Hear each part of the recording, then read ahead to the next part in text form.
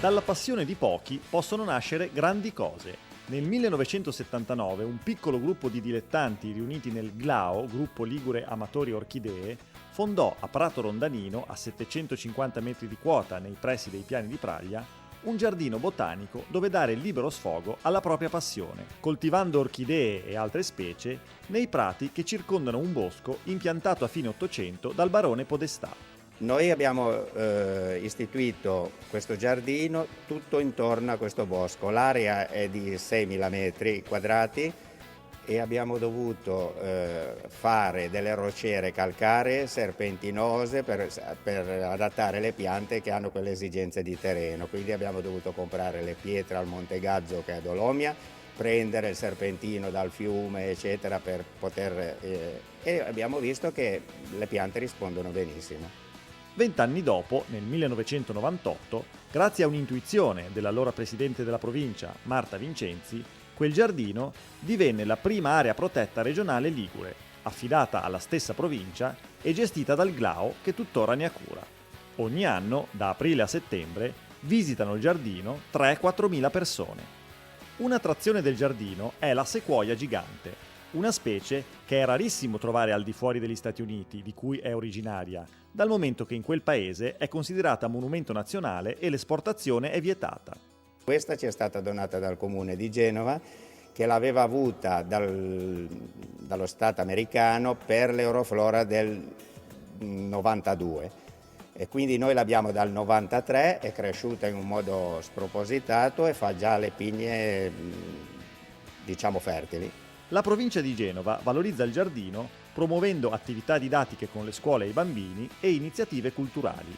Una di queste è la mostra allestita in questi giorni al Museo di Storia Naturale di Genova, dove sono esposti 30 scatti di Rocco Marciano e Alessandra Cremoni, due fotografi naturalisti che da tempo collaborano col giardino. Io li ho conosciuti al giardino la prima volta circa 5 anni fa, quando andammo in visita anche con l'ufficio parchi della regione Liguria, e questa collaborazione da allora praticamente si è sempre rafforzata sia con la provincia sia con il GLAO, e questa loro frequentazione, no, così periodica all'interno del giardino si può vedere benissimo dagli scatti che sono esposti qui al Museo di Storia Naturale.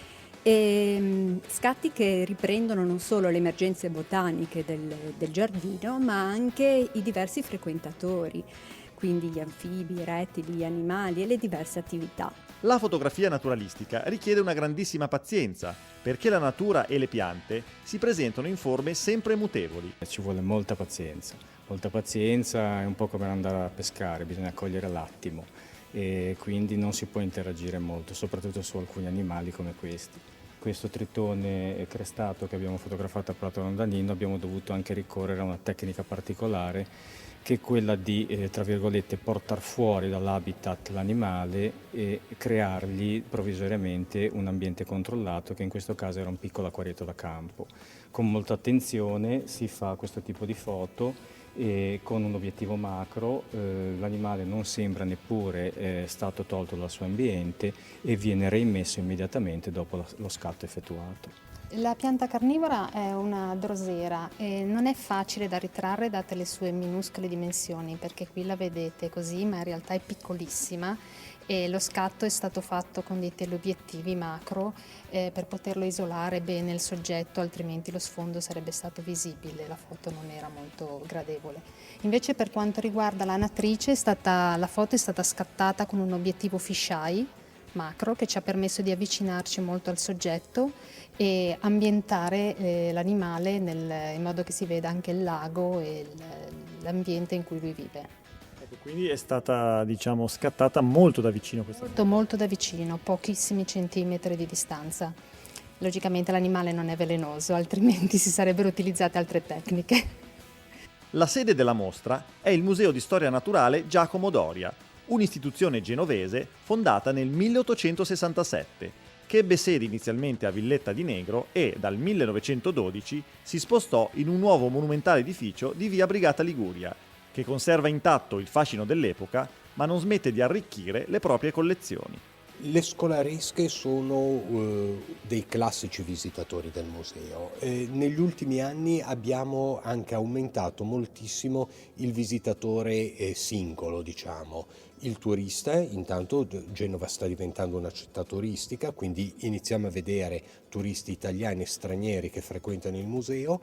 E molte famiglie, facciamo delle attività con l'associazione didattica museale il sabato e la domenica proprio rivolte alle famiglie e anche poi gruppi di giovani o nonni coi nipotini. La mostra è aperta fino al 16 giugno.